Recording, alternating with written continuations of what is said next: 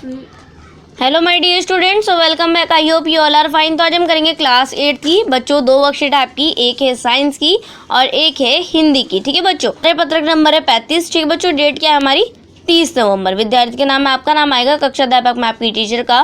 तो आज हम पढ़ने वाले हैं जंतुओं में जनन। हम जानते हैं कि जनन जैव प्रक्रिया है जिसमें एक नया जीव उत्पन्न होता है। यह पृथ्वी पर जीवन को निरंतर के लिए आवश्यक है।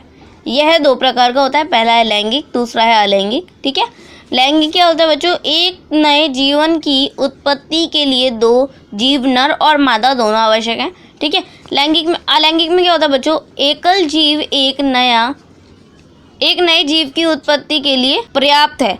जैसे कि हम पिछली कक्षा में पढ़ चुके हैं, लैंगिक जनन करने वाले पौधों में नर और मादा जननांग होते हैं जो समस्त पादप के फूल पुष्प में स्थित होते हैं। जंतुओं में भी नर और मादा में अलग अलग जनन अंग होते हैं। जनन अंगों का एक मुख्य कार्य युग्मक का निर्माण करना होता है। यह युग्मक संश्लेषित हो युग्मनज का निर्माण करते हैं। यह युग्मनज भ्रूण एक नए जीव में विकसित होता है। नर और मादा युग्मकों के संलयन द्वारा इस प्रकार के जनन को लैंगिक जनन कहते हैं। ठीक है बच्चों, नर युग्मक यानी कि शुक्राणु, मादा युग्मक यानी कि अंडाणु। ठीक है, फिर उसके बाद है क्या बनता है मिलकर के बराबर युग्मनज और फिर नया जीव। ठीक है, चलिए आगे बढ़ते हैं। आइए हम मनुष्य के जनन तंत्र के बारे में जानते हैं और उनमें जनन की प्रक्रिया का अध्ययन करते हैं। मनुष्यों में लैंगिक जनन। ठीक है बच्चों, नर जनन तंत्र, ये जो दिख रहा है आपको, ये है नर जनन तंत्र। ये बच्चों इसको बोलते हैं शुक्राणु, ये है नलिका, ये है शिशन और ये है विषण। ठीक है, और ये इधर आ जाते हैं बच्चों, ये शुक्राणु का चित्र जो बना हुआ है, ये है सिर और ये है मध्य भाग और ये बच्चों पूंछ। ठीक है, चलिए आगे बढ़ते हैं। विषण शुक्राणु नर युग्मक टेस्टोस्टेरोन नामक हार्मोन का उत्पन्न करते हैं। लाखों शुक्राणु वर्णक द्वारा निर्मित होते हैं। यह एकल कोशिका की तरह है, लेकिन इसमें गुणसूत्र की संख्या सामान्य कोशिकाओं से आधी होती है। हालांकि शुक्राणु आकार में बहुत छोटे होते हैं। प्रत्येक में एक सिर, एक मध्य भाग और एक पूंछ होती है।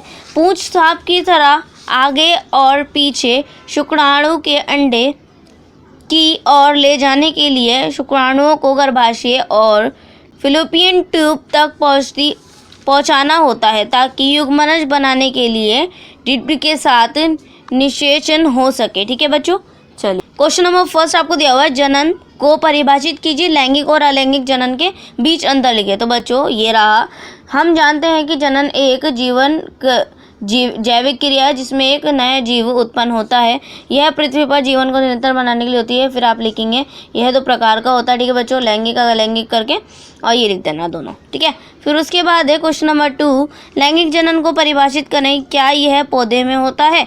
तो बच्चों आप यहाँ से ये लैंगिक और अलैंगिक दोनों लिख देंगे और उसके बाद यहाँ से लिखेंगे जनन करने के लिए पौधों में नर और मादा जननांग होते हैं और इसके अंदर आप लिख देंगे हाँ। ठीक है, चलिए बढ़ते हैं क्वेश्चन नंबर 3 की तरफ। पुरुष जनन तंत्र का नामांकन चित्र बनाइए। तो बच्चों ये है ना बना हुआ है, मैंने आपको ही पढ़ाया था, तो ये ऐसी करके एज इट इज बना देना। क्वेश्चन नंबर 3 में 4th है, पुरुष युग्मक का क्या नाम है, इसका निर्माण कहाँ होता है? तो बच्चों यहाँ से आप लिखेंगे वर्णक शुक्राणु नर युग्मक और टेस्टोस्टेरोन नामक हार्मोन उत्पन्न करते हैं। तो ये यहाँ से आधा 4th हो जाएगा। फिर 5th है, निम्नलिखित कथनों में से सही व गलत बना है। तो फर्स्ट है, शुक्राणु एक एकल कोशिका नहीं है। तो बच्चों ये गलत हो जाएगा। फिर उसके बाद है, वृषण शुक्राणु और टेस्टोस्टेरोन हार्मोन का उत्पन्न करते हैं। तो ये सही है। ठीक है, चलिए बढ़ते हैं नेक्स्ट वर्कशीट की तरफ। वर्कशीट नंबर है बच्चों 33, डेट है हमारी 30 नवंबर। विद्यार्थी के नाम में आपका नाम आएगा, कक्षा अध्यापक में आपकी टीचर का, जब सिनेमा ने बोलना सीखा। चलिए करते हैं कंटिन्यू। प्यारे बच्चों, आइए आज हम अपनी पाठ्य पुस्तक वसंत के पाठ जब सिनेमा ने बोलना सीखा लेखक प्रदीप तिवारी के अंतिम भाग पर चर्चा करते हैं। इस पाठ को आप एक बार में ही अपनी पुस्तक से पूरी भी पढ़ सकते हैं। ठीक है, चलिए करते हैं स्टार स्वागत। सिनेमा के नए दौर की शुरुआत कराने वाले निर्माता निर्देशक अंदेशिर इतने विभिन्न थे कि जब 1956 में आलम आरा के प्रदर्शन के 25 वर्ष पूरे होने पर उन्हें सम्मानित किया गया और उन्हें भारतीय सवाक फिल्मों का पिता कहा गया, तो उन्होंने उस मौके पर कहा था, मुझे इतना बड़ा खिताब देने की ज़रूरत नहीं है, मैंने तो देश के लिए अपने हिस्से का ज़रूरी योगदान दिया है। जब पहली बार सिनेमा ने बोलना सीख लिया, सिनेमा में काम करने के लिए पढ़े लिखे अभिनेता अभिनेत्रियों की ज़रूरत भी शुरू हुई, क्योंकि अब संवाद भी बोलने थे। सिर्फ अभिनय से काम नहीं चलने वाला था। मूल फिल्मों के दौर में तो पहलवान जैसे शरीर वाले, स्टंट करने वाले और उछल कूद करने वाले अभिनेताओं से काम चल जाया करता था। अब उन्हें संवाद बोलना था और गायन की प्रतिभा की कद्र भी होने लगी थी। इसलिए आलम आरा के बाद आरंभिक और भी फिल्मों में कई गायक अभिनेता बड़े पर्दे पर नजर आने लगे। हिंदी उर्दू भाषाओं का महत्व बढ़ा। सिनेमा में देह और तकनीकी भाषा की जगह उन प्रचलित बोलचाल भी भाषाओं का दाखिला हुआ। सिनेमा ज़्यादा देसी हुआ। एक तरह की नई आज़ादी थी जिससे आगे चलकर हमें दैनिक और सार्वजनिक जीवन का प्रतिबिंब फिल्मों में बेहतर होकर उभरने लगा। अभिनेता अभिनेत्रियों की लोकप्रिय का असर उस दौर के दर्शन पर भी खूब पड़ रहा था। माधुरी नाम की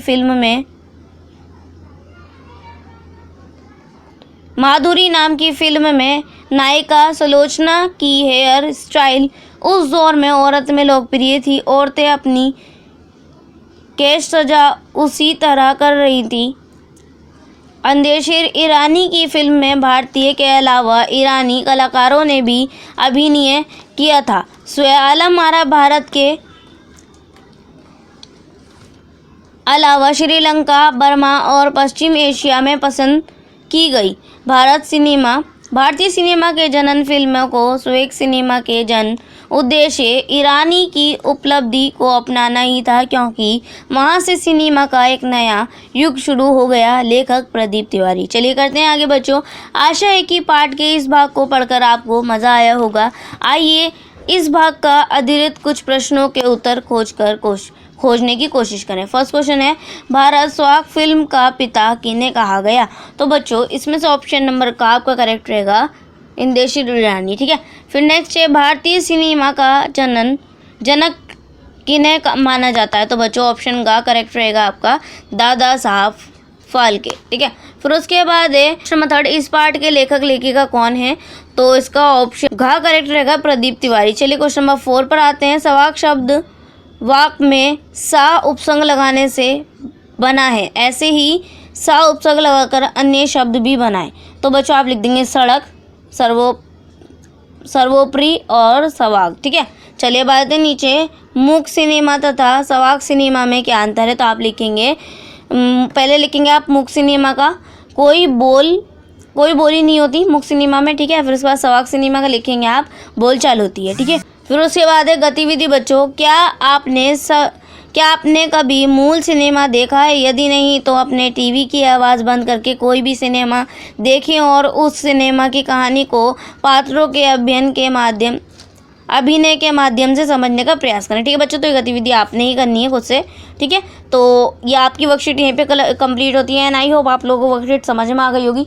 सो प्लीज़ चैनल को सब्सक्राइब करना मत भूलिएगा और बेल आइकन को भी प्रेस कीजिएगा। तो चलिए मिलते हैं नेक्स्ट वीडियो में, तब तक के लिए take care and good bye.